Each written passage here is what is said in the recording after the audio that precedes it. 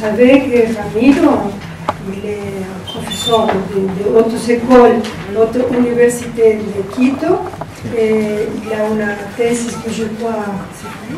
Oui, oui. Voilà. Et il va commencer, et après va continuer l'ambassadeur de la République multinationale de Bolivie. Plurinationale.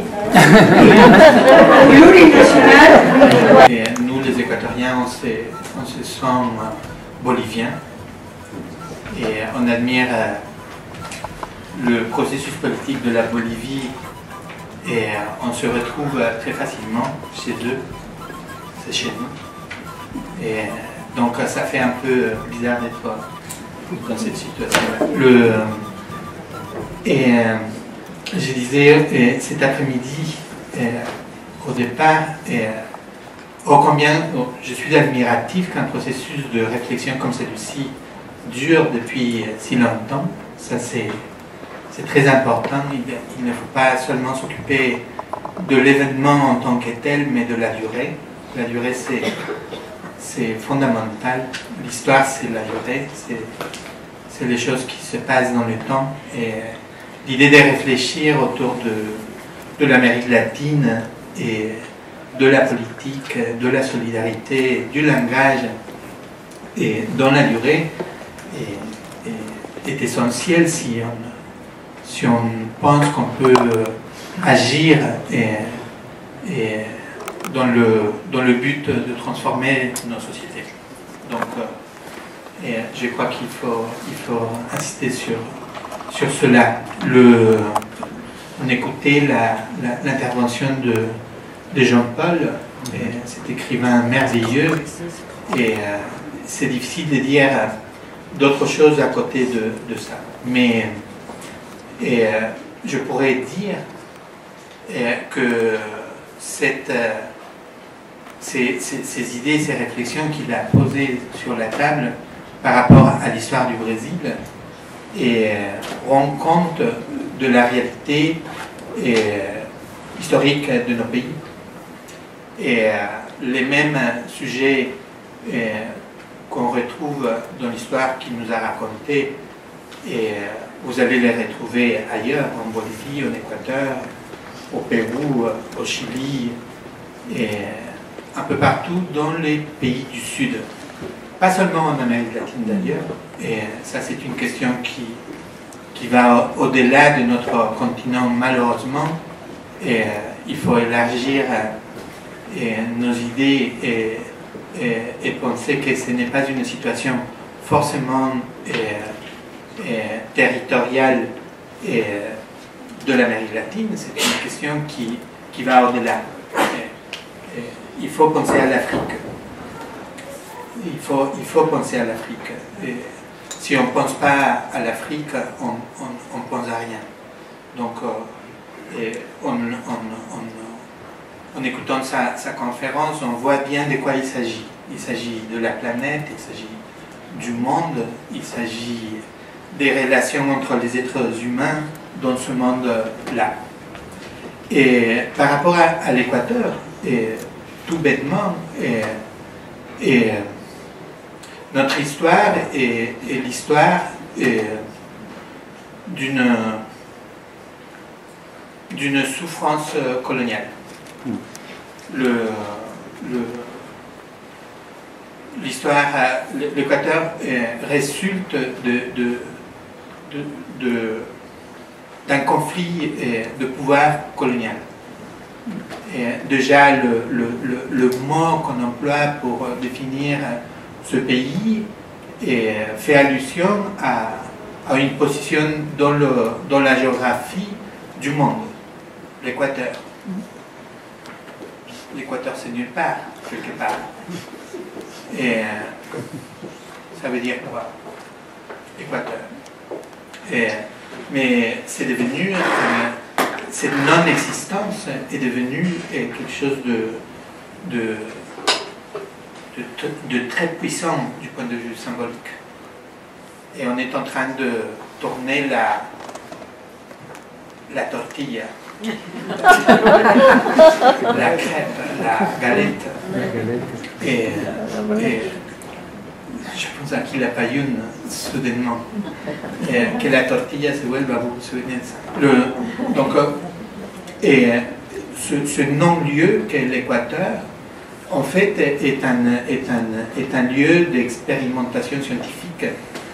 Le nom provient d'une mission scientifique française à la fin du XVIIIe siècle. Et Gaudin, la Condamine, Jussieu et d'autres scientifiques qui sont allés chercher le Pérou pour mesurer les hémisphères et définir de manière définitive la forme de la Terre. L'Équateur, ça vient de là, d'un voyage vers la connaissance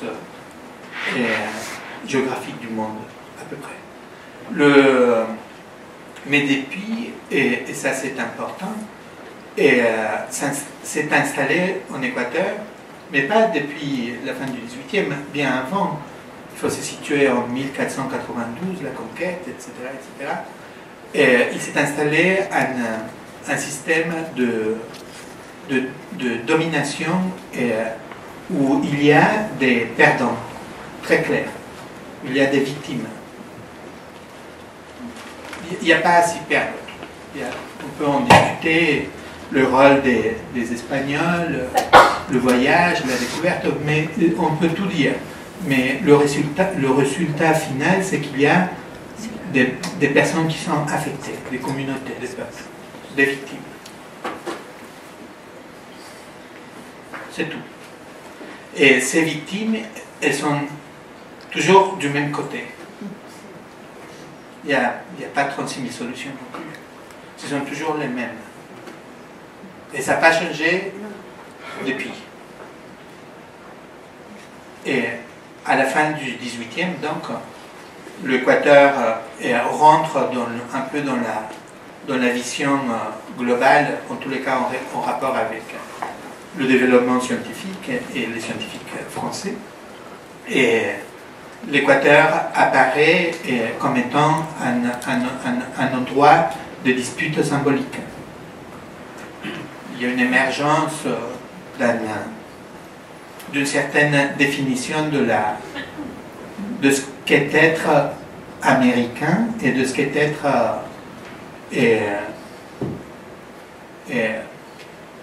un citoyen là, parce que l'Équateur n'existait pas encore. Et c'est à partir de là qu'il y a un processus politique important qui va rompre pour la première fois cette relation de domination avec l'Espagne. Vous connaissez tous Bolivar, Sucre. Voilà, et on apparaît là. Et dans cette dispute, la Grande Colombie. La Grande Colombie qui est un rêve majeur, mais qui est voué finalement aussi à une sorte de défaite politique. Et l'Équateur apparaît de cette défaite. La séparation de la Grande Colombie résulte dans l'apparition des pays comme la Colombie, l'Équateur, le Venezuela, etc. Vous voyez, 1830, l'Équateur se déclare une république, mais une république à la 19e. Je ne vais pas faire tout le parcours. Le fait est que pendant un siècle, donc jusqu'à la fin du 19e, l'Équateur est dominé par les mêmes classes sociales et économiques. À la fin du 19e, début du 20e siècle, il y a la première révolution libérale en Amérique du Sud, en Équateur. Le leader de cette révolution est un militaire qui s'appelle Eloy Alfaro. Eloy Alfaro qui a fait le parcours, qui est un grand personnage politique, fait de la philosophie politique, je dirais aussi, qui installe une république laïque avec des principes sociaux très très différente par rapport à ce qu'on connaissait comme étant les républiques traditionnelles du 19e siècle en Amérique latine. Et surtout, il fait la guerre. Il y a une guerre civile. Il y a des morts. C'est un conflit armé. Et il aboutit avec cette révolution libérale à construire un État national moderne. Donc on installe la modernité qui a des conséquences dans la création d'infrastructures, par exemple le train, l'idée de l'espace national, l'espace unitaire national, ça c'est important. Mais plus important que ça, l'éducation nationale, un système de santé publique, des bâtiments bien comme il faut, en pierre. Ce que j'ai dit, c'est pas... vous allez comprendre peut-être a posteriori pourquoi je dis ça. Les grands bâtiments, et la pierre, le fer, réapparaissent dans le paysage institutionnel de l'Équateur. Et après, vous imaginez en fait, la libération de l'Équateur correspondait évidemment à la mort d'Eloy Alfaro, parce qu'il a été tué. Une personne comme cela difficilement peut survivre. Donc il a été assassiné. Qui a assassiné Eloy Alfaro? On dit que c'est le peuple. Les chroniques telles qu'on nous a appris, nous, signalent que c'est le peuple de Quito. Mais en regardant de plus près, on s'aperçoit que c'est l'Église catholique, qui ne supportait pas l'idée d'un État laïque et progressiste, et le pouvoir conservateur de l'Équateur. Il a été tué, on l'a traîné dans la rue, je pense à Foucault évidemment, on l'a traîné dans la rue, pour faire une pédagogie populaire de ce qu'il ne faut pas faire. Donc ça c'est Alfaro. En 1920 et quelques, 26, cependant, on installe le vote pour les femmes. Vous voyez le parcours. En France, c'est 1940 et quelques. 20 ans avant, dans ce pays, les femmes votaient. En 1918. Mais le pays continuait d'être inégalitaire. Et les inégalités n'ont pas été résolues par la révolution libérale. Je suis né dans les années 60 dans ce cadre-là. Et mes souvenirs d'enfance dans la ville de Quito, donc la capitale, c'est que dans mes souvenirs, les Indiens ne marchaient pas sur le trottoir. Les Indiens, les indigènes, je vais passer moi. Je trouve que ces mots ne sont pas adaptés et il faut trouver d'autres mots. Et ces personnes-là passaient dans la rue. Et dans mes souvenirs, ils portaient toujours des charges. C'est curieux, hein? C'est curieux. Et ça, c'est les années 60. Ça, c'est les années 60. Et quand je suis né, une dictature s'est installée, donc comme au Brésil. Mais que puis-je vous dire par rapport à la démocratie qui précède ce moment-là? Pas beaucoup. On a eu une guerre avec le Pérou, une guerre fratricide qui a duré pendant des années et des années et des années. Mais par rapport au développement des droits sociaux, c'est difficile de dire beaucoup de choses. Mais je peux vous dire, par exemple, que ma grand-mère, elle était infirmière. C'est intéressant. J'ai eu une grand-mère infirmière. Elle était femme célibataire, mère célibataire, 2 enfants. Elle n'était pas mariée. Mais elle a pu avoir une famille et un travail. Mon père, il jouait la trompette. Il a appris ça à l'école. Et l'école était publique. Ça, c'est ce que je peux vous dire par rapport aux résultats de la révolution libérale. Ma grand-mère travaillait dans un hôpital public. Elle avait un défaut, ma grand-mère. Elle avait beaucoup de défauts. Mais elle avait un défaut, surtout, elle aimait poner, injectionner sa souvenir. On n'aimait pas trop par rapport à ça, on avait peur d'elle. En plus, les injections à l'époque, les aiguilles, etc. Ça, c'est les années 60. Quand mon père et ma mère se sont mariés finalement, et nous, donc ces enfants, les enfants de ce couple, nous sommes allés à l'école privée. Pourquoi? C'est une bonne question. Alors que mon père avait appris la trompette et tout ça à l'école publique, et il a appris les mathématiques et tout ça. Ma mère, elle parlait à peu près l'anglais aussi. Beaucoup de lecture, de la littérature, l'histoire. Et nous, on a été amenés à aller à l'école privée. Vous voyez?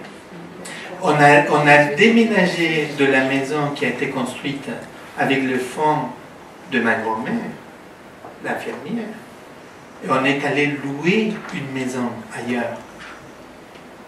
Une autre culture s'est installée dans la vie sociale des Équatoriens. Et à partir des années 70, il y a une désinstitutionnalisation du pays. Et ça coïncide avec l'émergence du pétrole. Donc vous pouvez construire là le récit.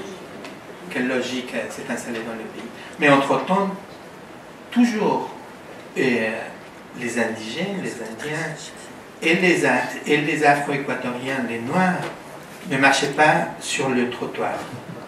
Ils étaient condamnés à marcher sur la chaussée.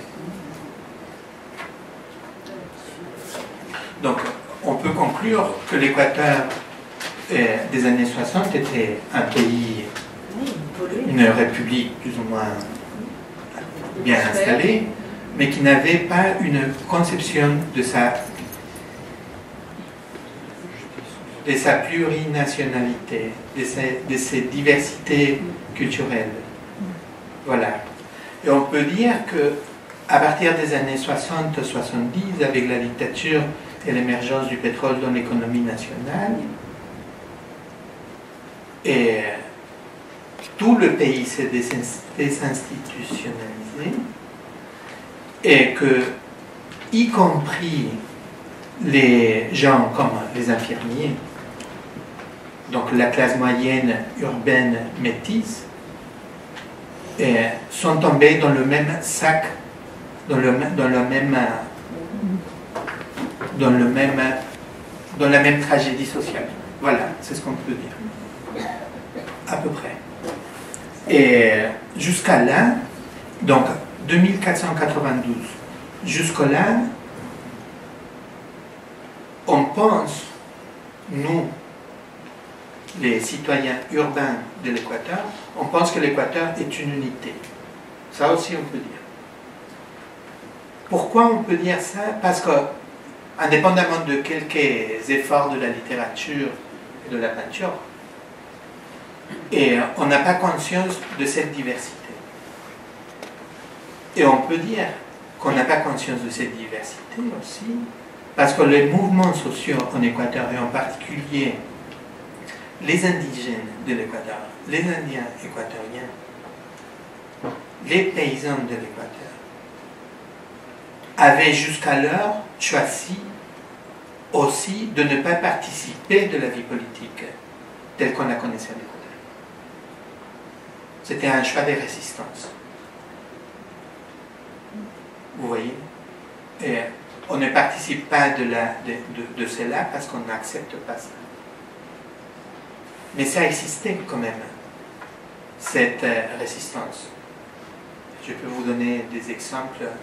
Je pense surtout à des femmes qui éduquaient les enfants dans les champs. Transito Maguaña, par exemple, que tu dois connaître. Et une femme qui habitait dans les champs aux Andes et qui a passé toute sa vie à essayer de transmettre l'écriture et la lecture aux enfants.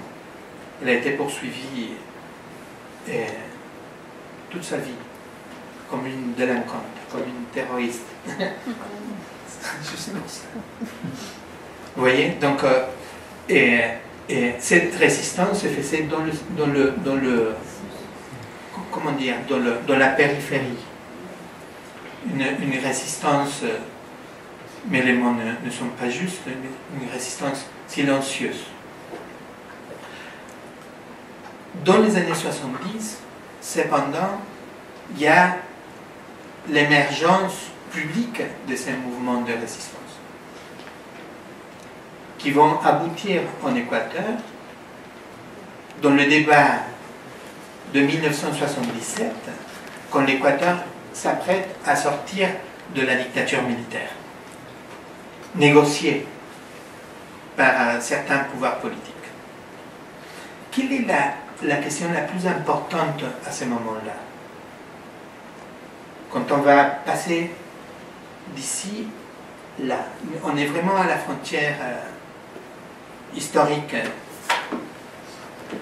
La question qui se pose, c'est qui est censé, qui peut voter aux élections qui vont décider du nouveau président.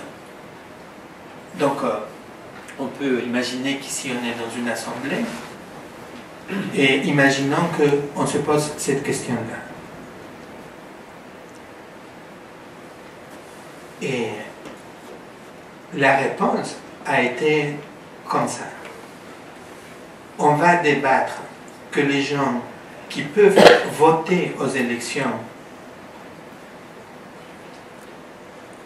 ce seront les gens qui savent lire et écrire et qui sont majeurs de 18 ans. Vous imaginez ça? L'hypocrisie de cette réponse. Parce qu'en fait, en 1977, la plupart des paysans des Indiens ne savent pas lire ni écrire. C'était une manière de dire il n'existe pas, qu'ils continuent à rouler sur la chaussée. Vous voyez? Et là, les organisations sociales ont soutenu l'idée qu'il faut que tout le monde puisse voter, y compris ceux qui ne savent pas lire ni écrire. Donc là, vous avez d'autres éléments. Et les élections se sont déroulées, la démocratie, comme on la connaît ici, s'est installée plus ou moins. On a eu des gouvernements très hétérogènes. On a élu un type, le premier, un monsieur qui s'appelle Jaime Roldos. 38 ans il avait, de la côte. Un jeune intellectuel, avocat, il était avocat. Et j'avais 16 ans, je crois, à l'époque. Et c'était surprenant le soir où les résultats ont été dits à la télé. parmi les premières diffusions à live. Et le type, il prend le micro, il était très puissant, un orateur fabuleux, et il s'est adressé à l'Équateur en quichua. Un mec de la côte. Alors que sur la côte, s'il y a un endroit où il y a eu un génocide culturel, c'est la côte équatorienne. Vous voyez, et cet homme, ce jeune homme, il a remercié, il s'est exprimé d'abord en quichua. Je voyais mes tantes, on était nombreux à regarder le poste de télévision. Personne ne comprenait rien. On entendait. Et cette langue qui sortait un peu de la préhistoire, quoi, dans la bouche d'un président élu. 2 ans après, on l'a tué. Jaime Roldos. Jaime Roldos. Il y a un documentaire qui vient de sortir qui s'appelle La mort de Jaime Roldos. 2 ans après, il était mort. Et en même temps que Torrijos et le président péruvien, je ne me souviens pas comment il s'appelle. Ces 3 morts sont très importants pour l'Amérique du Sud et pour nos luttes. Et après, ça a été comme ci, comme ça. Et on aboutit aux années 90, en 1988. Je vous donne ces éléments historiques juste pour que vous puissiez l'Équateur, lui donner un peu une forme de mémoire. En 1988, donc on a déjà passé une bonne dizaine d'années de démocratie, mais les problèmes sont toujours là, on n'a rien changé finalement. Le statu quo est là, il n'a pas été touché. Et ces organisations décident finalement de participer de la vie politique. Font des énoncés publics. Rien. Le silence de l'État national. Blanc métis. Le silence. L'arrogance. La prépotence. Jusqu'au jour où ces organisations ont décidé de paralyser le pays. Ils ont dit qu'ils paralysent le pays. On va voir. Et la scène est incroyable. Un jour, l'Équateur a été complètement paralysé. Des gens, des paysans, des femmes, d'hommes, des vieux, des jeunes, des messieurs qui descendent des montagnes comme ça. Une masse critique. Mais c'est vraiment un fleuve. Un fleuve. Une forêt. Jusqu'au dans les routes. Dans les routes. On appelle ça le premier soulèvement indigène. Un soulèvement. Et les militaires sortent arrêter la masse qui a décidé de marcher vers la capitale. Ils n'ont pas réussi. Ils ont continué la marche. Ils sont rentrés dans Quito. Ils ont paralysé la ville. C'était merveilleux parce que les gens de Quito, on a découvert ça, finalement. Ça, c'est pour moi le premier geste d'indépendance déterminant de l'Équateur. Un geste définitif. À partir de là, le pays a changé complètement. Je peux dire que là, c'est... Avec Alfaro, on peut dire que c'était la première indépendance dans le sens fort du terme. Mais avec eux, en 1988, je peux dire qu'on a inauguré la deuxième indépendance. Et c'est cette deuxième indépendance qui commence avec ces peuples-là. C'est pas nous, les intellectuels, les universitaires. Et je ne veux pas dire que les universitaires et les intellectuels n'ont pas participé non plus, parce que ça serait pas juste de le dire. Mais c'est cette participation populaire, sociale, populaire, qui est déterminante. Et les gens de Quito l'ont sait et apporter des boissons, de la nourriture, ouvrir les portes pour que les gens puissent venir utiliser les toilettes, se baigner. Il y avait aussi des gens qui ne comprenaient rien. Ça, c'était le premier soulèvement. À partir de là, les années 90, vous connaissez l'histoire, la pagaille, un président, deux présidents, trois présidents.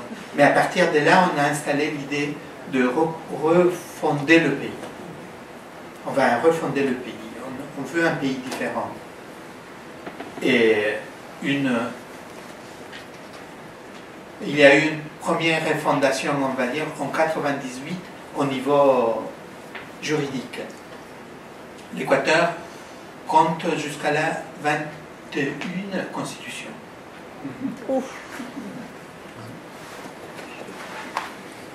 En 1978, il y a eu une nouvelle constitution, comme je vous ai expliqué tout à l'heure, mais qui était inspirée d'une constitution de 1940 et quelques. On peut se demander qu'est-ce que ça veut dire d'écrire une constitution aussi. Ou ne pas écrire une constitution. Quand on a, je peux vous dire que quand on a décidé de réécrire cette constitution, nos critiques à nous, les gens qui nous critiquaient nous, disaient mais encore une constitution. Mais pourquoi pas? On n'a pas de constitution. Mais pourquoi pas? Pourquoi pas? Si les choses ne vont pas bien, il faut changer. Pourquoi il faut respecter un modèle qui ne fonctionne pas? Et je peux vous dire aussi qu'il y a une autre analyse d'une camarade qui s'appelle Tania Hermida, qui était constituante, élue constituante.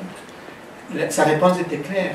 Et nous sommes voisins de la Colombie, qui ne change pas souvent sa constitution, et le Pérou, où il y avait 2 guerres civiles. En Colombie, on en a encore, très importantes. Ça, c'est nos voisins géographiques.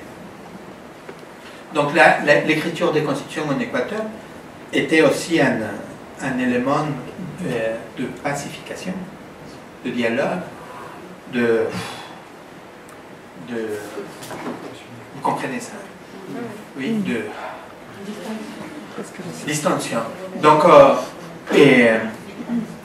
et en 98, à partir de ce mouvement indigène, on a réclamé l'écriture d'une nouvelle constitution et on a introduit quelques aspects. Mais le problème, c'est que cette constitution a été écrite entre un groupuscule de sages. Je ne sais pas cette idée des sages. Il faut être mec, homme, avocat pour être sage. Parce que c'est ça l'idée de la sagesse qu'on a souvent. Pas de femmes, pas de jeunes, pas d'enfants. Et en plus, ils ont écrit cette constitution dans une caserne militaire. Et un jour, 2-3 semaines après, ils sont sortis avec une constitution. Ils nous ont dit voilà. Ils ne nous ont pas demandé si on était d'accord ou pas. Donc, tous les années 90, c'est comme du surf. La vague. Et il y a eu beaucoup de changements de président, beaucoup d'insurgences sociales. Et on appelle maintenant comment on dit ici, les gens qui ne sont pas d'accord, les indignés. L'Équateur en a été très indigné depuis très longtemps. Et il y a eu beaucoup de changements au niveau présidentiel. Les gens sont sortis, on a pris l'habitude d'aller dans la rue. tout le temps, dans la rue. On a passé 22 ans dans la rue, facilement. À partir de 1988 jusqu'en 2005, on a passé dans la rue. Ah oui, bah, pas une semaine, plus de 25 ans. Le peuple équatorien a passé dans la rue. Et on nous a traités de tous les noms, parce que si vous lisez la presse, ah oui, un pays chaotique, c'est ingouvernable. Non, non, on était en train de construire un sentiment social. On était en train de construire des idées.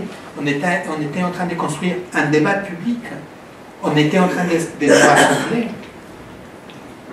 On était en train de donner un sens à l'Équateur contemporain. Ce n'était pas pour rien. C'était fondamental pour la vie équatorienne. Et Correa apparaît dans cette mouvance. Et quand on a décidé, les Équatoriens, de mettre à la porte le président Lucio Gutiérrez, militaire. Lucio est un colonel militaire qui aussi s'est insurgé. Il a fait un peu de temps avec les supports des mouvements indigènes, il faut le dire. Il avait un discours de gauche. On l'a élu président de la République. Et la première chose qu'il a fait, 2 semaines après, c'est d'aller à Washington. Ouais. Il a retrouvé M. Bush, fils, et il lui a déclaré son amour éternel. Il lui a dit, je viens ici vous dire ô combien je vous admire et vous signaler que je suis votre meilleur ami. Tout bêtement. Et là, les dirigeants indigènes, les dirigeants de gauche ont décidé de se retirer de ce gouvernement. Et nous, les citoyens équatoriens qui continuons notre lutte, on s'est mis en situation de conflit par rapport à ça. Et Correa émerge là. Il est élu en fin 2006 et il apparaît dans la scène politique internationale en 2007. Quelle est la plateforme de lutte de Correa à ce moment-là? Il dit, on ne veut pas de bases militaires étrangères. Fin des années 90, en Équateur, les États-Unis installent une base militaire à Manta, sous le prétexte de la lutte contre le trafic de drogue. Comme on dit toujours, ils ne payaient même pas un loyer. Parce que finalement, si vous louez la base militaire qui paye un loyer, quoi. Même pas de loyer. Donc ils étaient là gratuitement. Pas de base militaire. Quand Correa il a assumé le pouvoir, il a dit aux États-Unis, il a un très bon sens de l'humour aussi. Il a dit, bon, si vous ne voulez pas retirer votre base, permettez-nous, nous autres Équatoriens, d'installer une base chez vous. On pourrait s'installer à la Floride, par exemple. Ah oui. Base militaire équatorienne.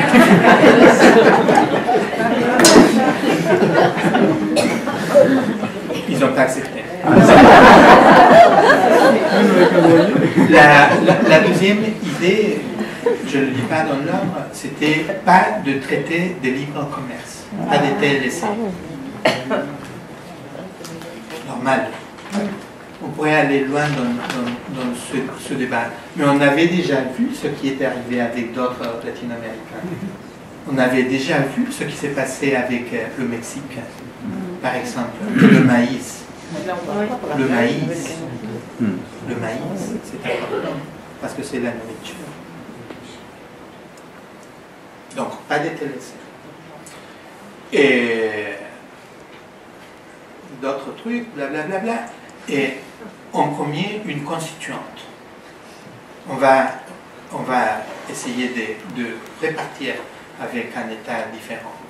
Et donc le premier décret de la présidence de Kojala, c'est un décret qui déclare qu'on installe le processus constituant. Vous voyez, en 2007. Ça, c'est la première idée. Et cette constituante a été donc mise en place. Il y a eu des débats politiques très importants et très compliqués. Mais finalement, la constituante s'est installée fin 2007 et elle a été votée octobre 2008. Vous voyez, on a élu 130 comment on appelle ça, asambleístas constituyentes. Députés. Députés, c'est un mot. Vous voyez, 130 et on a divisé ça, on a séparé en plusieurs thématiques, 9 tables de discussion centrales, et puis on est parti pour rêver à un pays différent. Mais ça ne s'est pas fait entre 12 messieurs bien portants, ça s'est fait entre beaucoup de monde, partout dans le pays. Déjà, on a installé le bâtiment de l'Assemblée constituante, loin de Quito, loin de Guayaquil. On s'est installé dans un petit village, là où Eloy Alfaro est né. Tu connais, non? Montecristi, ça s'appelle. On est allé loin des pouvoirs constitués. On est allé dans la périphérie. Et à partir de là, on a initié un grand débat de construction nationale. Un débat qui était très intéressant, où je dirais une bonne partie du pays a participé. Les groupes sociaux, les activistes, les individus, les gens qui avaient des idées plus ou moins organisées, d'autres qui n'avaient pas d'idées organisées, mais qui avaient des idées quand même, des artistes, des gens de la culture, des équatoriens, des non-équatoriens. Il y a eu une participation très féconde jusqu'à ce qu'on a eu une constitution qui se constitue qui est constituée par 404 articles. Donc on nous a dit, c'est trop long. Les États-Unis, c'est un petit truc. Mais nous, on n'est pas les États-Unis. Et pourquoi il faut que ça soit long, s'il faut dire plus de choses, il faut en dire plus de choses, quoi. Pourquoi il faut dire tout très court? Il faut dire davantage, il faut dire davantage. C'était un peu ça par rapport à l'écriture. Mais ce qui est le plus important, c'est ce qui est dit dans cette constitution. Et cette constitution, elle dit quelque chose de fondamental. Et d'abord, ce n'est pas une constitution de droit au sens juridique du terme. Ce n'est pas du droit qu'il s'agit. Ce n'est pas des avocats qu'il s'agit. Ce n'est pas des cours qu'il s'agit. Il s'agit des droits, des derechos. C'est une constitution de derechos. Non de derechos, de derechos. De derechos. Donc l'idée, cette constitution est intéressante à partir de là. Quels sont les droits des uns et des autres? De tous. Donc on a écrit à partir de là. On a réfléchi à partir de là. Les droits, d'abord des gens à vivre, mais à vivre comment?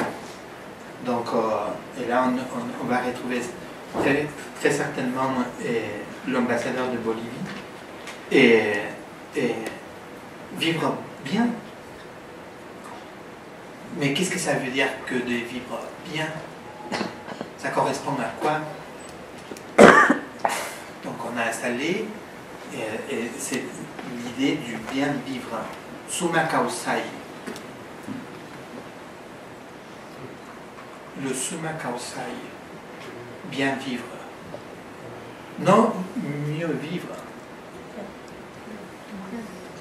non dans l'accumulation. Là, il y a des discussions importantes. Et donc, les droits au bien vivre, d'abord pour les personnes. Et on a situé dans cette constitution l'être humain au centre des préoccupations. C'est l'être humain qui compte. Vous voyez, c'est pas l'industrie, le capital, le machin. Non, non, c'est la personne, les personnes. Et à partir de là, on a commencé à voir un peu plus loin. Et c'est la première fois dans une constitution, je ne sais pas si ailleurs, je crois qu'en Bolivie aussi, on a déterminé que la nature a des droits de la nature. On nous a dit, mais la nature, comment un sujet comme la nature? Est-ce que la nature est un sujet? Nous, on réclame l'idée que la nature a des droits et que nous sommes obligés de respecter les droits de la nature, puisque nous, on fait partie de la nature. Et ainsi de suite. Les droits au travail, les droits à l'éducation, les droits à la santé, les droits culturels. Et par ce biais-là, on a retrouvé quelque chose d'encore plus fondamental, c'est que l'Équateur s'est déclaré finalement d'une manière très précise comme la Bolivie, un pays plurinational et interculturel. On a dit, mais un État-nation comme l'Équateur ne peut pas être plurinational, parce que ça va nous amener vers la rupture du pays. Mais si le pays était déjà cassé, il n'a jamais existé au proprement parler, puisqu'il y avait des différences, des inégalités aussi profondes. Donc, on a choisi le chemin de la plurinationalité et de l'interculturalité. Donc, et cette constitution a été rédigée d'une manière, on va dire, très démocratique. Et elle a été votée en octobre 2008. Et voilà. Mais le problème, c'est que ça ne s'achève pas là. Et la révolution à peine commence là. Parce que de quoi il s'agit? Il s'agit de rendre réel tout ça. Vous voyez? Parce que le discours, c'est simple. Mais la réalité, c'est ce qui compte. C'est ce qui compte finalement. C'est bien le symbolique, l'idée abstraite, et c'est important. Mais ce qui compte le plus à la fin, ce sont les choses de l'histoire, le concret. Donc, on a passé cette année de révolution citoyenne sous la direction, la conduction de Rafael Correa Delgado, à essayer de mettre en place un État plurinational, interculturel, qui reconnaît les droits de la nature pour un bien vivre, donc le summa causale, et qui puisse être soutenable, qui puisse agir dans le présent vers le futur. C'est ça le défi. Et nous, on se trouve là, maintenant, dans ce défi-là. Et vous êtes important par rapport à ça. Parce que on peut, nous, dans notre espace, à nous, agir comme on est en train d'agir. mais le monde compte plus que nous.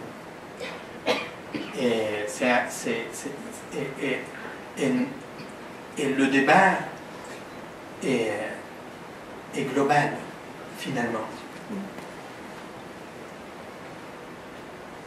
Et il y a des liens qu'il faut redécouvrir. Et ces liens, ce sont des liens de co-responsabilité. Et pas seulement de solidarité dans le sens initial du terme. Il y a de la co-responsabilité. Si on continue à discuter, vous allez voir aussi pourquoi. Quels sont les enjeux? Quels sont les enjeux de nos sociétés? En tous les cas, je suis sûr que Jean-Paul va nous aider à comprendre ces enjeux mieux que quiconque. Il a plus d'expérience que moi.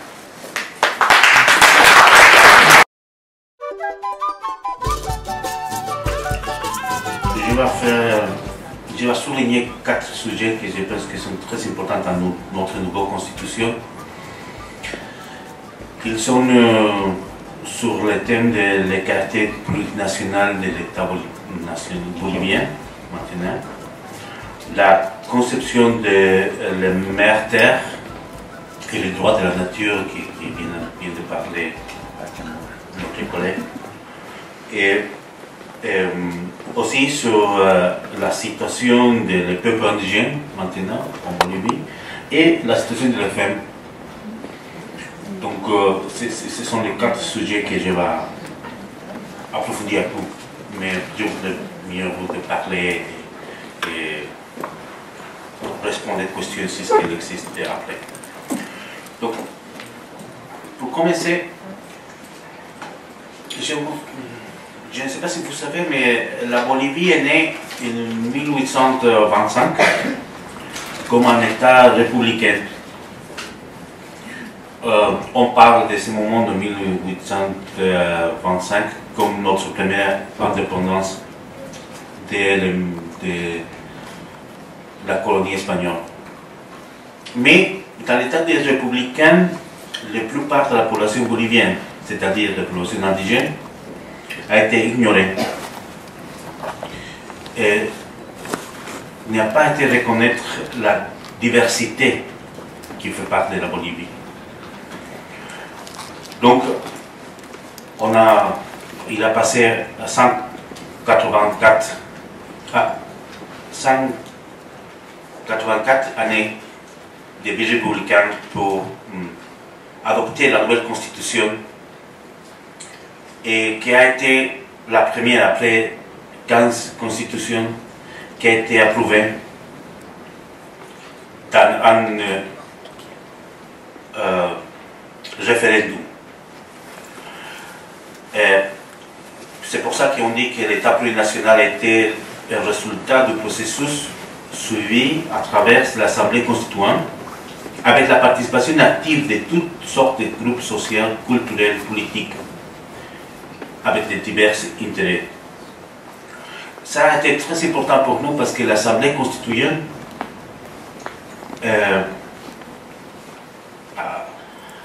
a été, dans l'Assemblée constituante a été représentée toute la variété de populations boliviennes, pas uniquement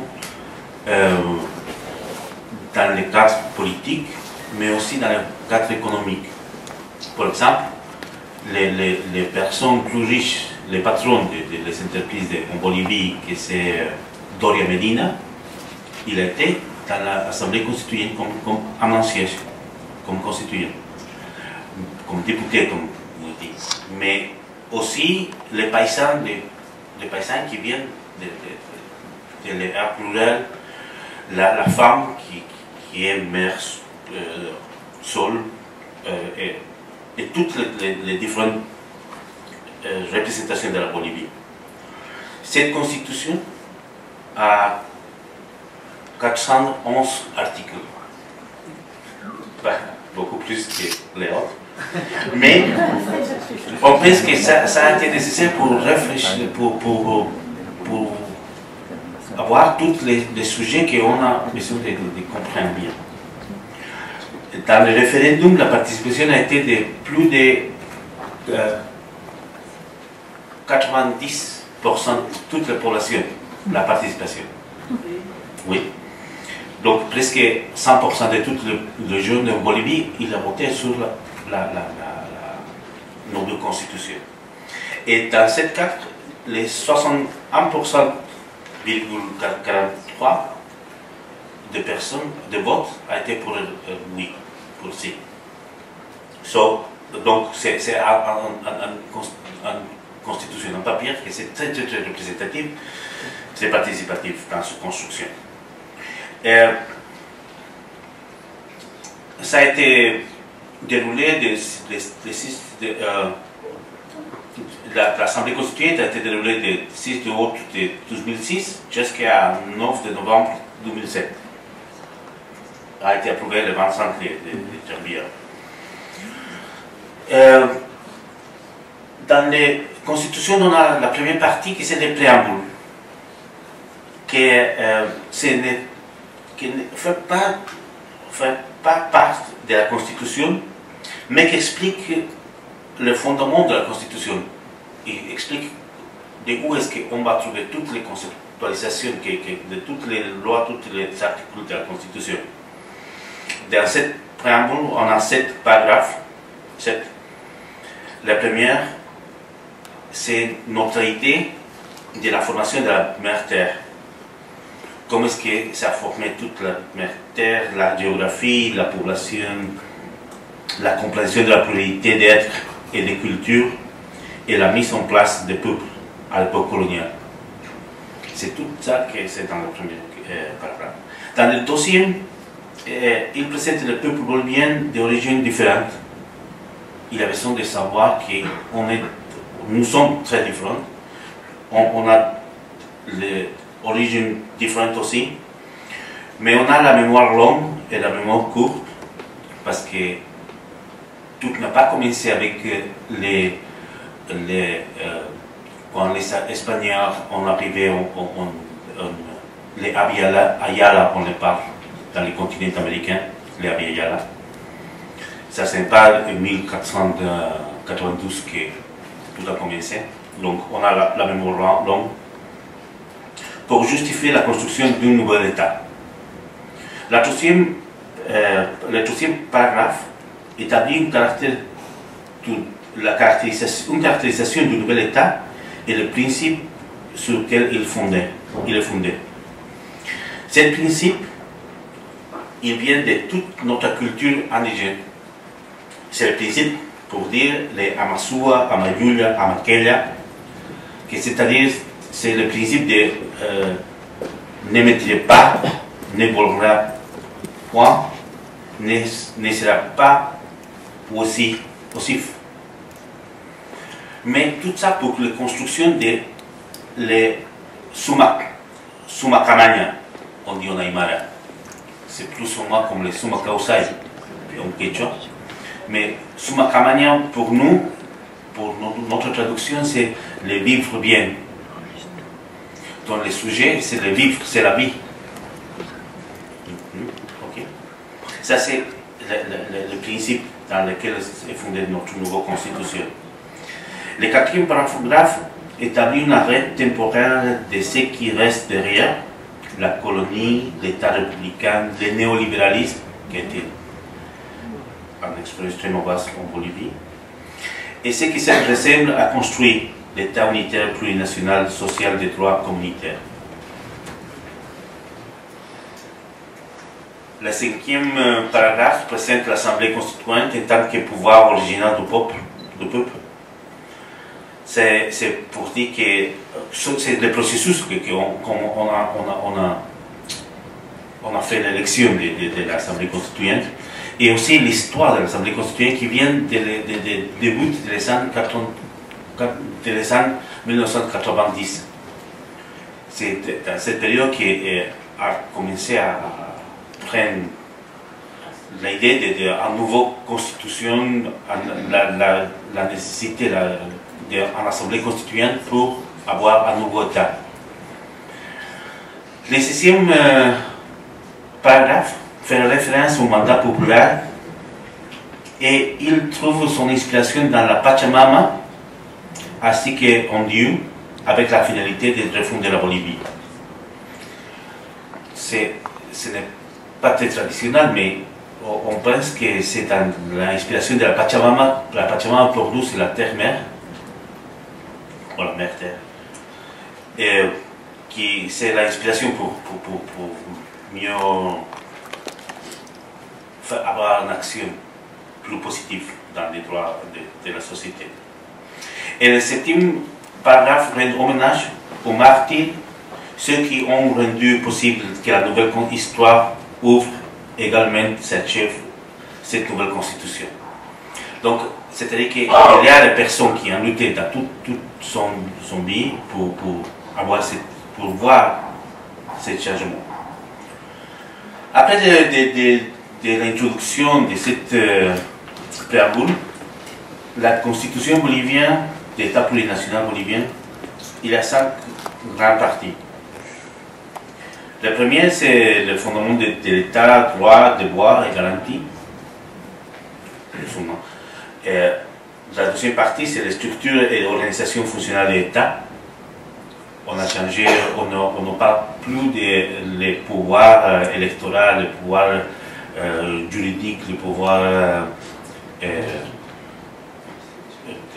des gouvernements centraux. On parle de tous les organes, les différents organes qui font l'État. La troisième partie, c'est les structures et l'organisation territoriale de l'État. Donc, c'est la première fois qu'on va reconnaître 4 niveaux d'autonomie, des autonomies. Mais les 4 autonomies dans les mêmes hiérarchies juridiques. C'est une expérience unique dans le monde. Parce que ce n'est pas un État fédéral, c'est un État unitaire, mais on a 4 niveaux d'autonomie. C'est-à-dire l'autonomie municipale, elle existe déjà, l'autonomie régionale, l'autonomie départementale, et aussi l'autonomie indigène, pour tous les peuples indigènes. Donc ça c'est une caractéristique et on peut parler sur ce thème après. Et la 4e partie, c'est les structures économiques et l'organisation de l'État. Et en ce cas, pour la première fois, on reconnaît dans la Constitution 4 types d'économie, 4 différents types d'économie. Parce qu'il y a l'économie privée, bien sûr, le marché, mais il y a aussi l'économie de l'État, l'économie publique, qui va fonctionner avec les entreprises de l'État.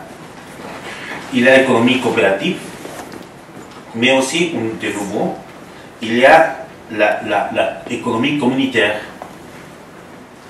qui c'est la façon de faire l'économie dans les communautés indigènes, avec toute la publique. Et la 5e partie, c'est la hiérarchie des normes et des réformes constitutionnelles dans notre Constitution. Ça, c'est les 5 grandes parties. Donc, maintenant, pour voir quelques sujets très importants, très nouveaux, que je pense qu'ils sont très nouveaux dans toute la juridiction du monde. Les scènes plurinationales du texte constitutionnel. Et ça, c'est comment est-ce qu'on comprend la plurinationalité en Bolivie. On caractérise l'État en tant qu'unitaire, social, de droit plurinational et communautaire. Et cet État est basé sur la pluralité et le pluralisme.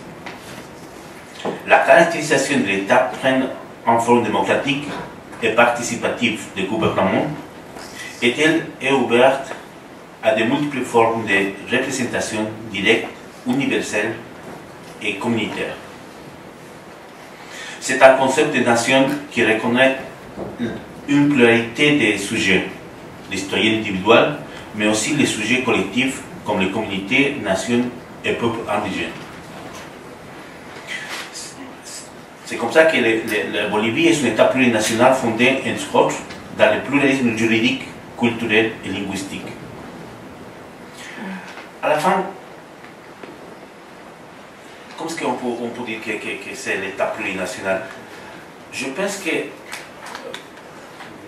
comme vous bien savez, l'État modèle, on le dit l'État modèle, ce n'est pas par ça que j'ai choisi le mot modèle. L'État modèle, c'est l'État-nation. Et l'État-nation a été né ici en France, principalement. Mais pour l'État modèle, on pense que c'est une invention, comme toutes les institutionnalités de la société humaine. C'est une invention qu'il dit qu'il a besoin pour l'État-nation d'avoir un gouvernement, un territoire, une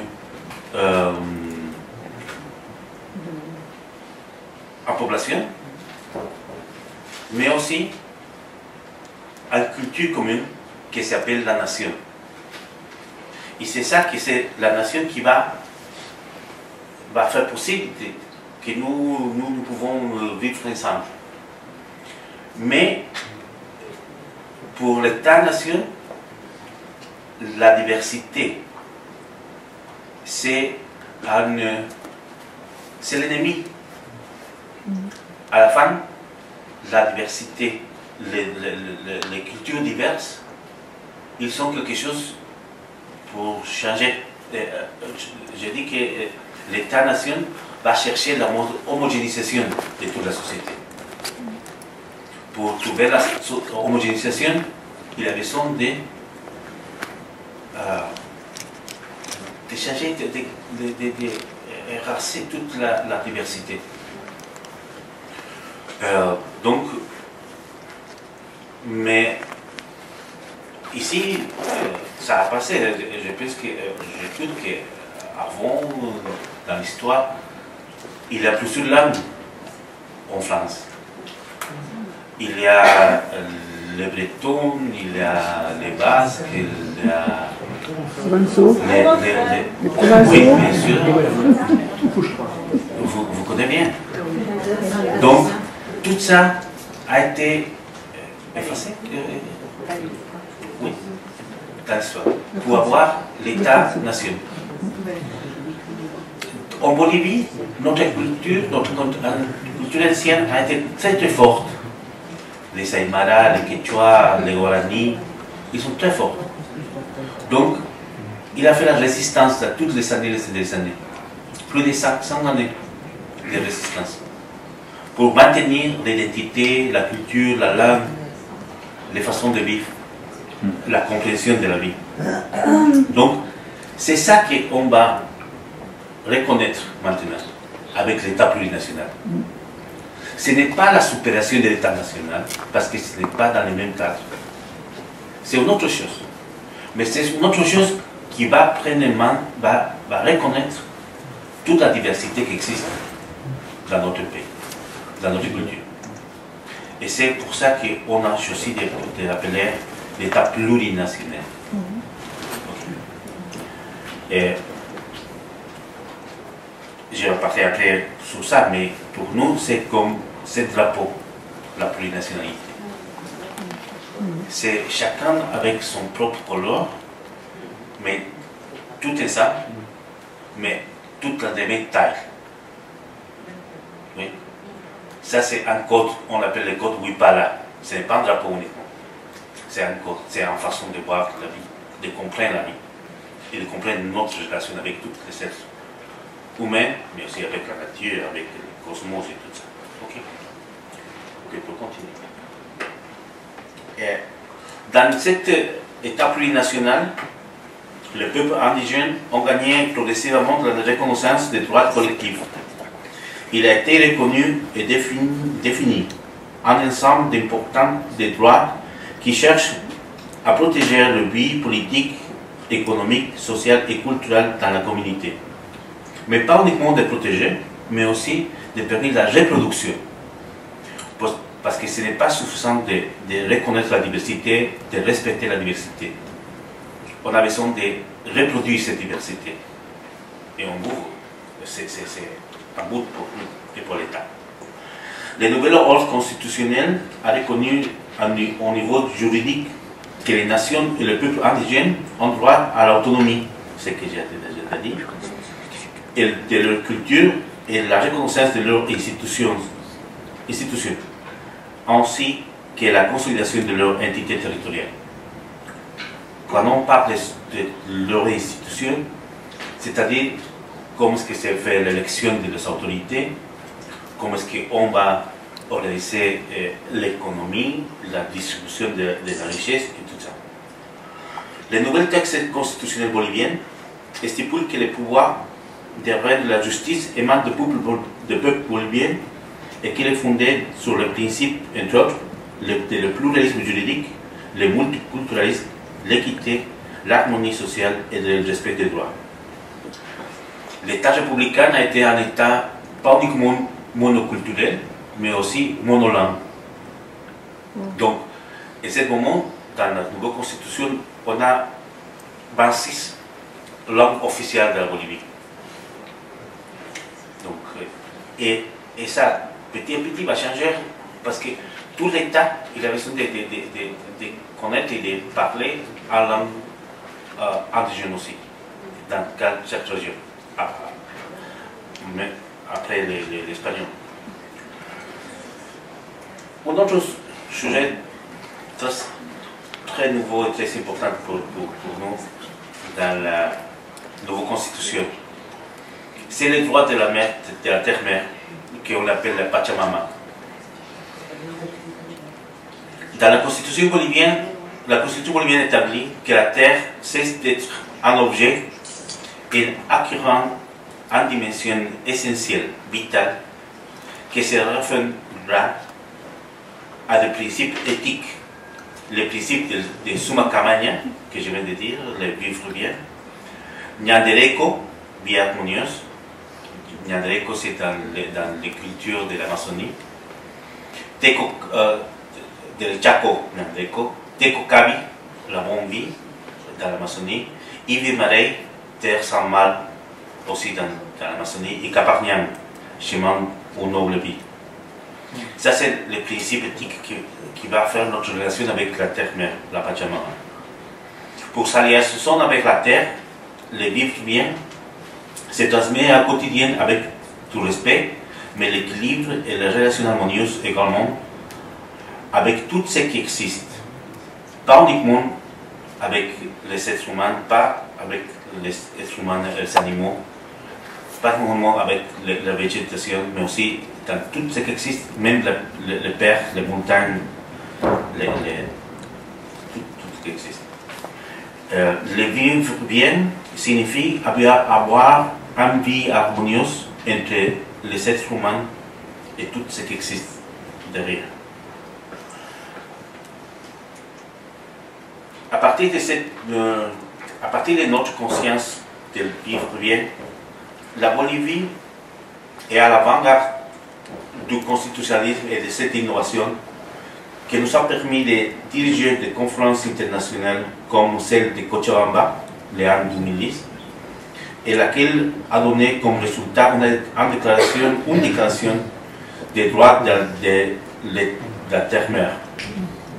Ce processus a continué dans le cadre de l'Assemblée des Nations Unies, et c'est l'Assemblée nationale générale des Nations Unies qui a déclaré déjà les jours de la terre-mère pour tout le monde. Et on cherche des réussites dans les résolutions sur les droits de la terre-mère à futur. Et dans le cadre interne, dans la situation interne de la Bolivie, l'Assemblée législative plurinationale, a adopté la loi numéro 71 en décembre 2010, qui s'appelle Déclaration des droits de la mère Terre. Et cette déclaration donne un caractère de sujet collectif d'intérêt public aux citoyens avec des obligations et des devoirs de l'État, mais des personnes également vis-à-vis en droit de la terre-mère, reconnus comme les airs, les eaux, la vie, l'équilibre, la restauration et le droit à la non-contamination.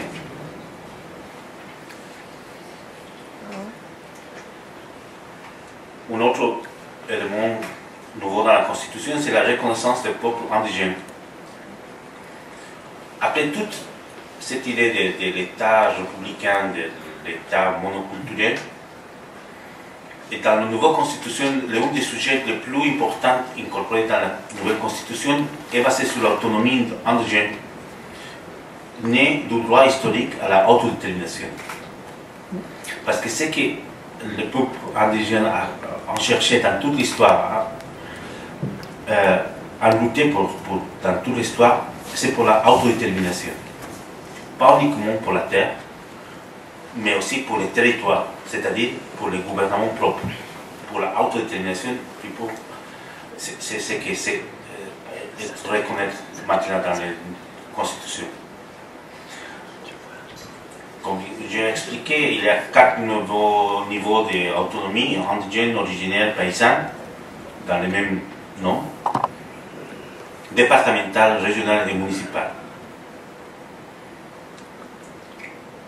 C'est une anecdote, mais dans l'Assemblée constituante, les noms des indigènes, originaires, paysans a été très débattu. Mais ils sont les peuples indigènes, les gens qui représentent toutes les cultures originaires de la Bolivie, qui ont lutté pour avoir ce nom qui va, que même si dans les contextes, dans notre contexte, c'est possible de dire que c'est ou les mêmes, ou il a besoin de pellicule pour indigènes, originaires, paysans. Il dit qu'ils sont les mêmes choses, les trois, en Bolivie. Aussi, la Constitution contient un chapitre spécifique sur les droits des nations et des peuples paysans indigènes. Et cette Constitution établit clairement l'interdiction et la répression de la discrimination fondée sur la couleur, l'origine, la culture, la nationalité et la langue. Dans la participation politique, la participation parlementaire indigène a été établie par circonscription et définie par la loi. Il y a un quota pour le moment pour quelques peuples indigènes. Un système judiciaire indigène au même niveau que les tribunaux ordinaires a été établi, avec un nouvel corps constitutionnel plurinational qui devra choisir les mêmes de d'autres systèmes. Mais on travaille en ce moment pour faire tous les systèmes judiciaires indigènes, qui existent déjà. C'est l'institutionnalité ancienne, mais il y a besoin de les systématiser, de les créer pour avoir le même niveau dans tous les tribunaux ordinaires. Aussi, dans la Constitution, on trouve les droits à autonomie et autogouvernement indigène, avec la reconnaissance officielle de leur entité et leur institution territoriale, ce que j'ai envie d'expliquer. Aussi, la Constitution reconnaît la propriété exclusive des ressources forestières et de leur communauté, de chaque communauté indigène. Toutes les ressources renouvelables, ils sont dans la propriété exclusive de la communauté. Mais aussi, dans la Constitution, reconnaître le drapeau Huipala des peuples indigènes, qui est également reconnu comme un symbole de l'État dans la Constitution. Mais ce n'est pas uniquement un drapeau, comme je viens de dire, c'est un code qu'on peut le lire de différentes manières ça dépend de quel sujet on va parler. On peut organiser le territoire dans cette regard. Il y a les centres, les taipis qu'on dit, c'est le père central, mais on va organiser dans les deux côtés de manière symétrique. C'est toute la conception de la dualité de la vie. Et aussi, comme on dit, c'est dans le haut, c'est dans le bas, c'est d'un côté et de l'autre côté. Pour comprendre mieux tout les systèmes de pensée indigènes. C'est pour ça qu'on dit que c'est le code Wipala. C'est long pour parler sur ce sujet. Mais, last but not least, pour terminer, le droit de fond. Et ça, c'est aussi un autre sujet très important dans l'histoire bolivienne, mais aussi dans la nouvelle constitution. Dans cette constitution, que c'est un cadeau c'est produit de toute la lutte du mouvement féministe et de la femme bolivienne. Le texte constitutionnel garantit toutes sortes de droits, comme la maternité sans risque, les mêmes salaires que les hommes, leur inamobilité et le travail à l'intérieur de grossesse. Et jusqu'à que l'enfant est âgé d'un an. Accès à la propriété de la terre, c'est très important, et aussi à leur héritage, que ça ne se fait pas dans l'ancienne constitution. L'égalité des sexes, les principes, les valeurs et les objectifs de l'État intègrent ces principes, et l'accès des Boliviens et Boliviennes à l'éducation, à la santé et au travail est garanti. Dans le système de gouvernement, l'État adopte des conditions égalitaires pour les hommes et les femmes. L'État interdit et punit toute forme de discrimination fondée sur le sexe, les couleurs, l'âge, l'orientation sexuelle, l'identité de genre, les handicaps, la grossesse. Mais aussi, il a la discussion contre les harcèlements sexuels et politiques. Ça, c'est une modalité de harcèlement politique.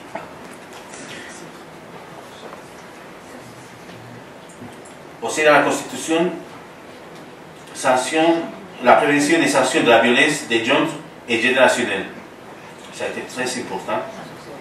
Toutes les personnes ont le droit à la vie et à l'intégrité physique, psychologique, morale et sexuelle. Il exprime également que toutes les personnes, particulièrement les femmes, la participation politique et l'égalité pour les hommes et les femmes, la participation sera juste et équitable pour les hommes et les femmes. On parle sur la parité et l'alternance. Parce que dans tout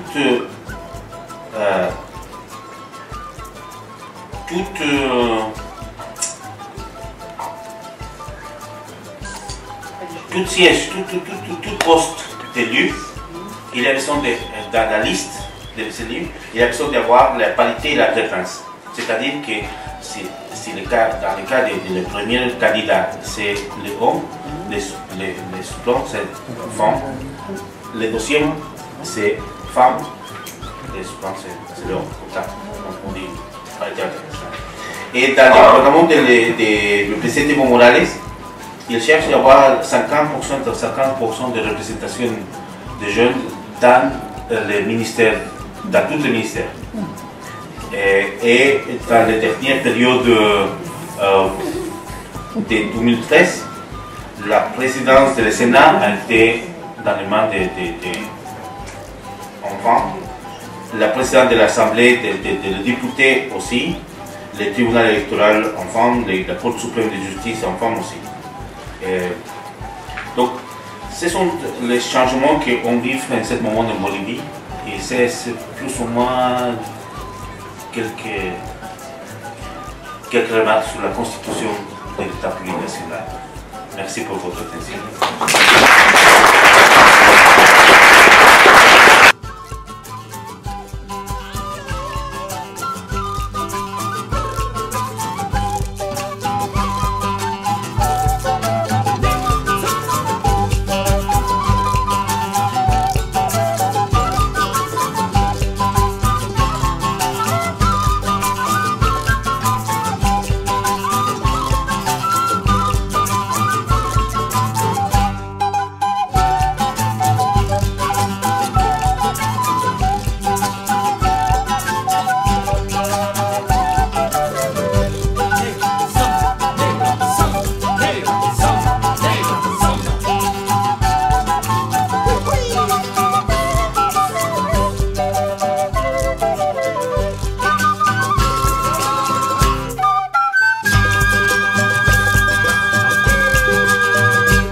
Moi, j'aurais une question à Monsieur l'ambassadeur. J'aimerais bien quelques éclaircissements sur le système judiciaire indigène. A-t-il des lois propres ou la loi est-elle la même pour tous et y a-t-il des différences dans le fonctionnement de leurs tribunaux? Merci.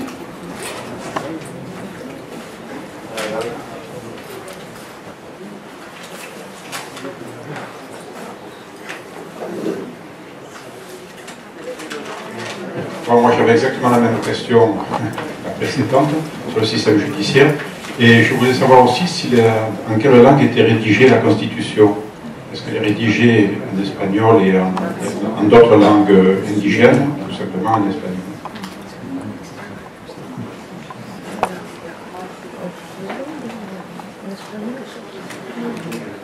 Merci.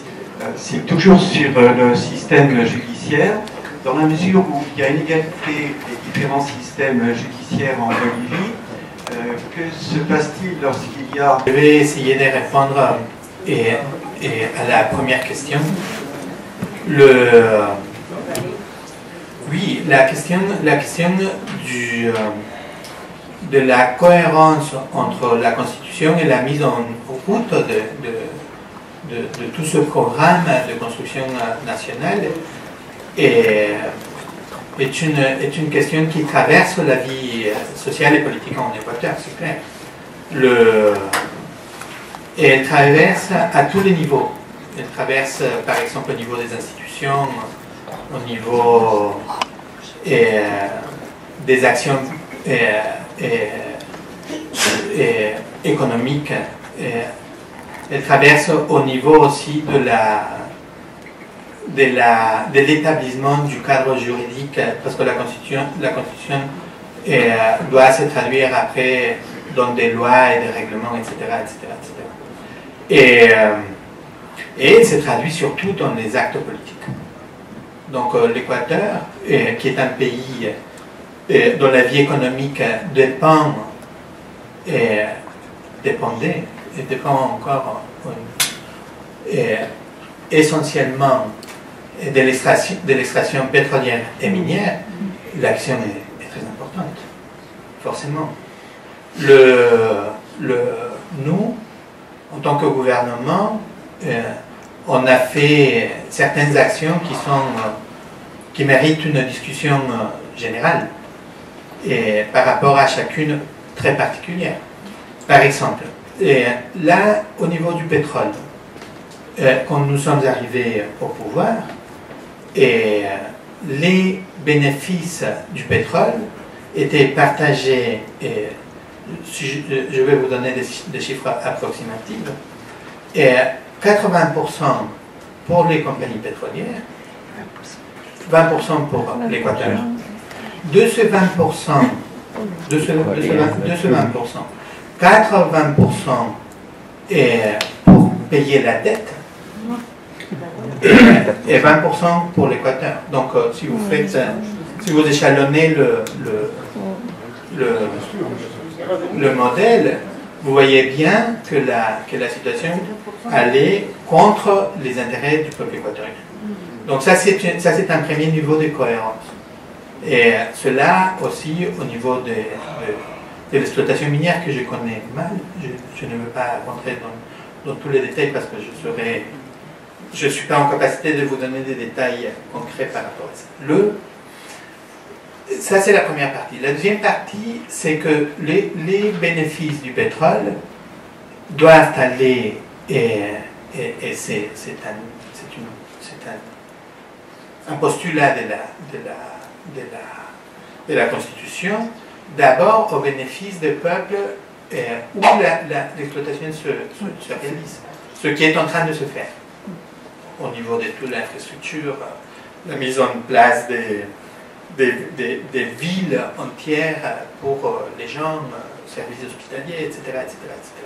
Donc il y a cet argent qui partait donc d'une part vers les transnationales et maintenant elle reste le noyau le plus dur en Équateur et puis une partie importante dans les communautés. la question qui se pose par rapport à ça, c'est de quoi doit vivre le pays? Comment aller, comment changer le rapport de force? C'est ça la question. La question, ce n'est pas si j'exploite ou je n'exploite pas.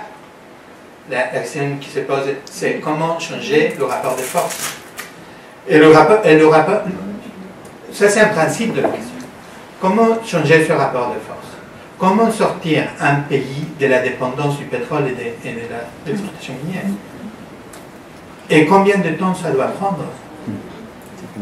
Et où est-ce que vous fermez tout juste toute l'exploitation et vous restez dans un pays tel qu'il est, où les différences sont abysmales, comment on dit?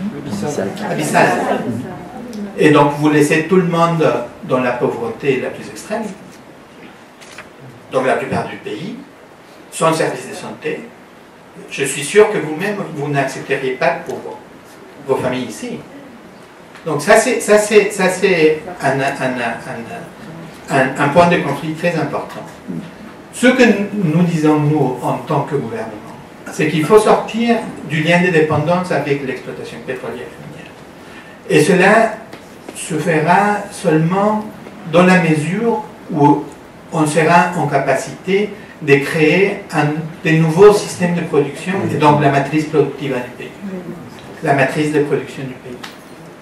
Donc passer d'être un pays extractiviste à un pays qui produit de la connaissance. Donc je peux vous donner des chiffres tout bêtes. On est en train d'investir des milliers de millions de dollars dans le développement du système d'éducation supérieure de l'Équateur. Il y a des centaines, il y a 7000 étudiants en Équateur qui jouissent des bourses pour aller où ils veulent, pour étudier dans les universités du monde entier. En France, il y en a des dizaines d'étudiants qui ont des bourses très très importantes. Un étudiant en France qui fait des études de 4e degré, donc master et doctorat, il touche à peu près 1500 $ par mois. Vous voyez?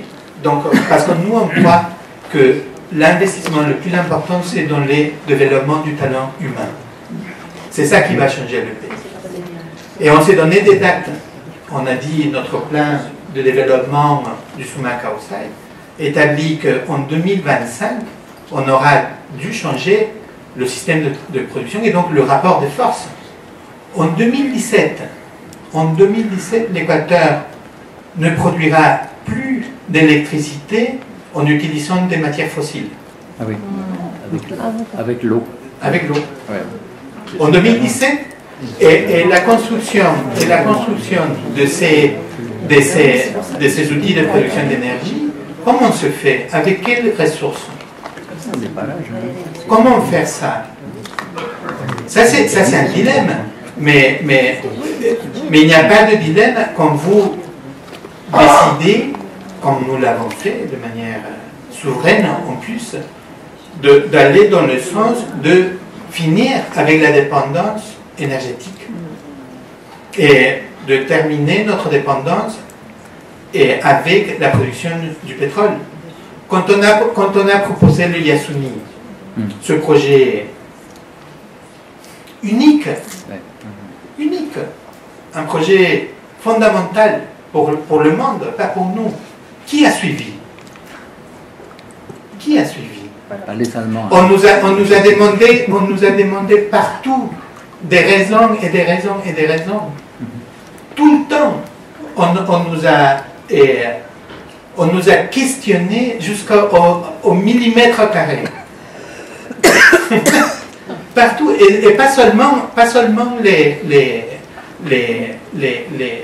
producteurs de pétrole, aussi les activistes écologiques.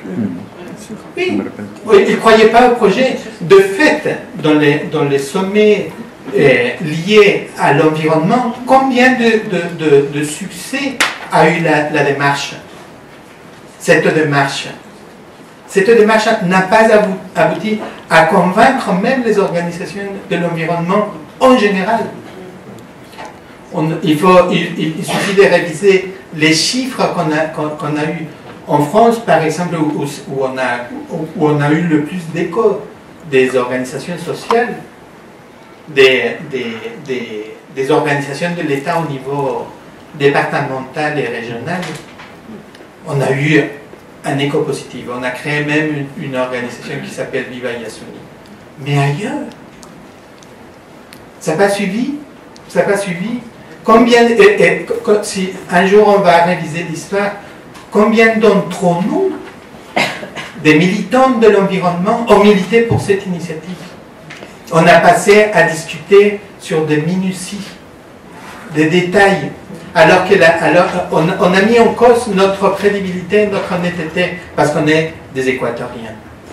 Alors qu'on a même créé un fonds lié aux Nations Unies par les PNUD, pour qu'ils nous croient, nous, puisqu'ils croient aux organismes multilatéraux, mais ils ne croyaient pas à un État sud-américain quelconque, parce qu'on n'est pas crédible. Pourquoi on n'est pas crédible? Parce que ça a toujours été comme ça, parce qu'on nous a toujours regardé de la sorte. On nous a toujours condamnés à la méfiance. C'est vrai? Oui. C'est vrai. Et donc cette initiative, qui est une initiative fondamentale pour la planète, n'a pas eu d'écho. Là, l'Équateur, les citoyens équatoriens de l'Amazonie, victimes de l'exploitation pétrolière de Texaco, entreprise qui agit en Équateur pendant des décennies, à partir des années 60 jusqu'aux années 92, 13, et qui a exploité le pétrole, qui a gagné de l'argent partout, des bénéfices incroyables. Et ils sont partis comme ça, en contaminant contaminant la terre et tout, mais aussi contaminant les consciences et les agissements des Équatoriens, parce qu'il a fallu des complices à l'intérieur du pays, des traîtres du pays, qui ont signé, quand ils sont partis, ils ont signé des rapports en disant que rien ne s'était passé. Des Équatoriens qui ont signé des documents comme ça. Et donc, Chevron, Texaco, c'est la même transnationale, ils ont dit non, on n'a pas de responsabilité par rapport à ça. Et c'est les Équatoriens de l'Amazonie qui ont poursuivi en justice Chevron, Texaco. Chevron, Texaco a passé 10 ans à essayer que ce conflit ne soit pas l'objet du débat juridique aux États-Unis, parce qu'ils croyaient qu'en amenant ce conflit en Équateur, ils pouvaient corrompre la justice équatorienne. 10 ans ils ont passé avec leur lobby aux États-Unis à essayer de sortir le conflit entre les privés et le privé, parce que c'est un conflit entre privés, n'est-ce pas? Amener ça en Équateur. Quand ils ont amené ça en Équateur, la justice équatorienne a mis 10 ans à se prononcer. Si je me trompe dans une année ou une autre, vous m'excusez, je ne suis pas un spécialiste, mais ils ont passé des années à étudier la question, et finalement la justice équatorienne a déclaré que Chevron avait une responsabilité par rapport à ça.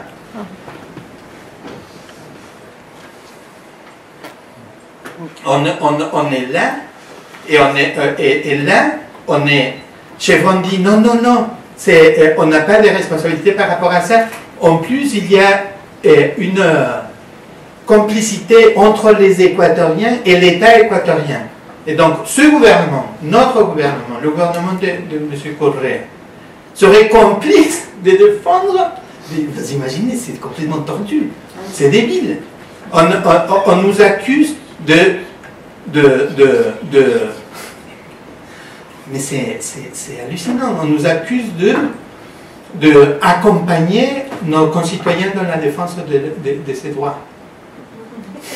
Et là, vous allez voir, cette année, comment on va être jugé par des tribunaux, des arbitrages internationaux qui ont accepté la cause, voilà, parce que c'est comme ça. Parce qu'il y a un lobby majuscule qui va contre nous. Et nous, de manière finalement souveraine, et dès qu'on exploite du pétrole ou des mines, pour une fois au bénéfice du pays, on nous signale du doigt.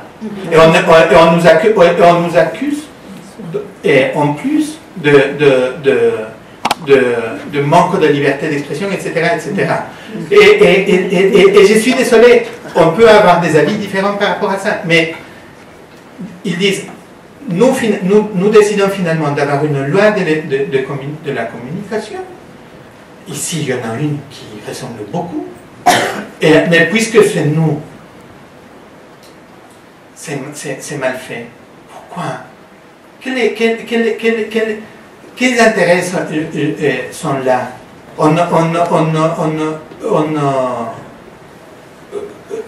Il y a une sorte de double langage par rapport à ça. Je suis désolé, autant que nous avons besoin, et M. Cogé insiste par rapport à ça, autant que ces investissements se fassent dans la logique de changer le rapport des forces et de contribuer à la vie normale d'une société. Et il faut aller dans ce sens-là. C'est le choix qu'on a pris.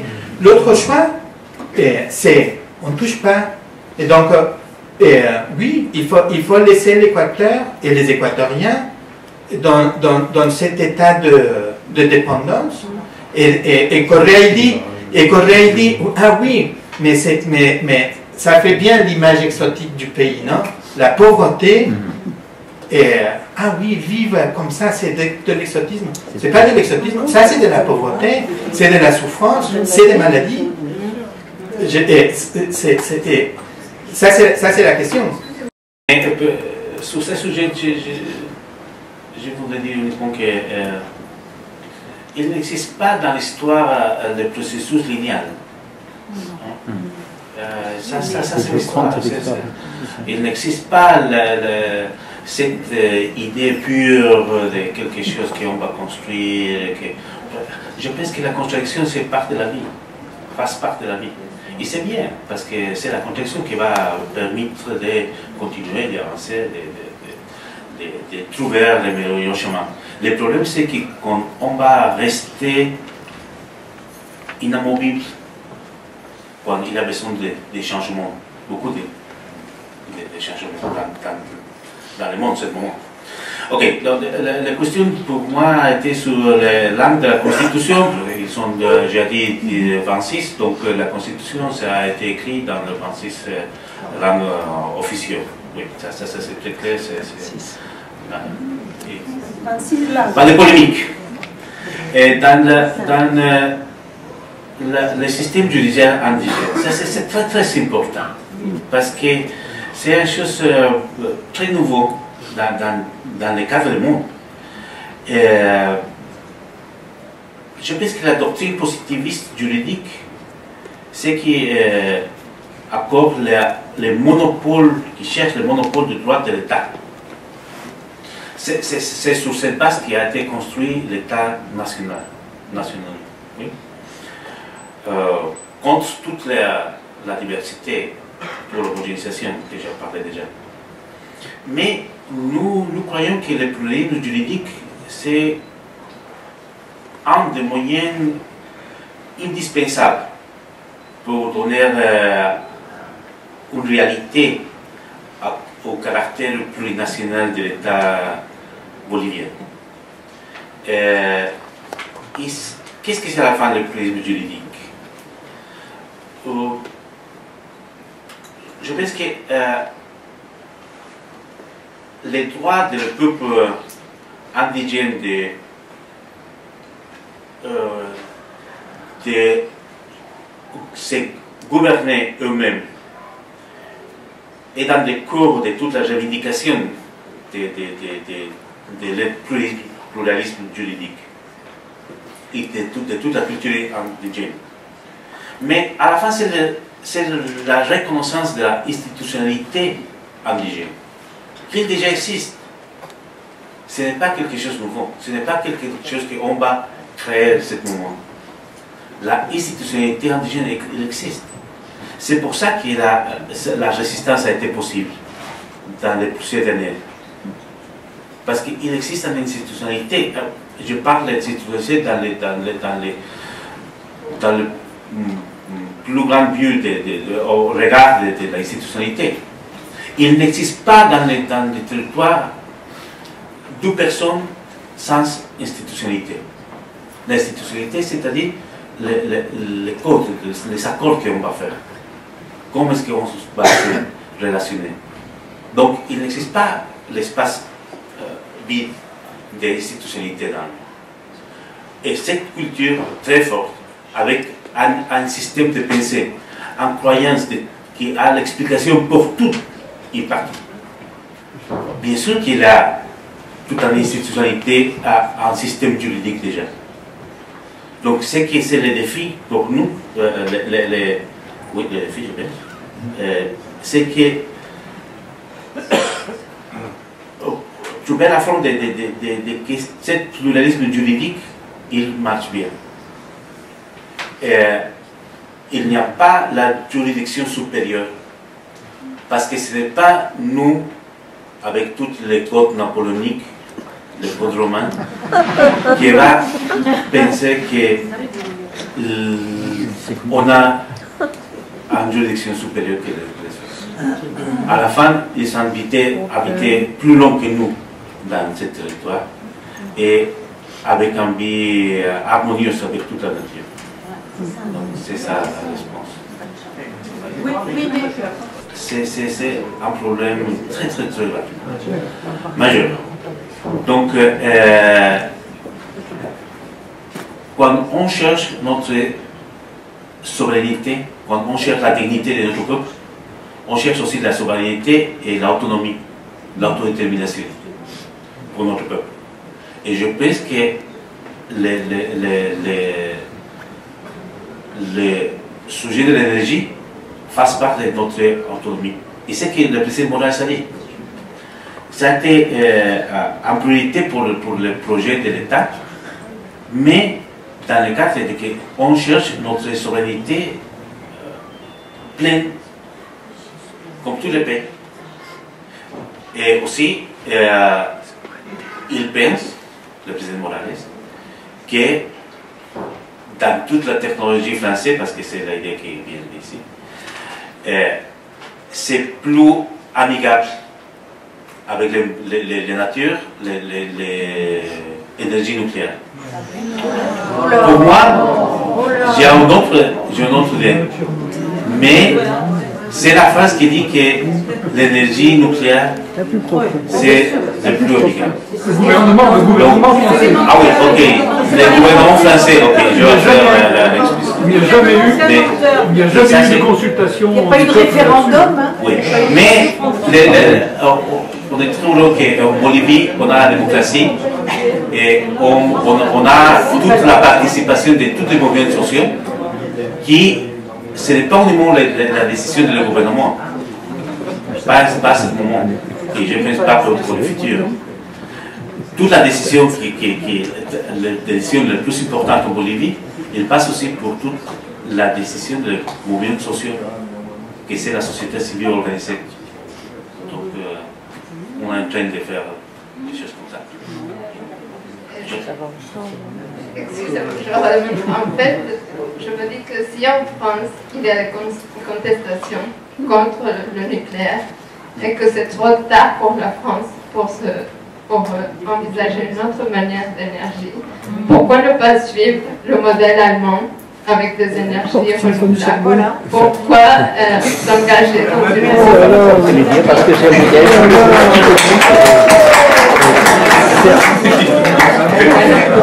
le modèle allemand, c'est un modèle hypocrite.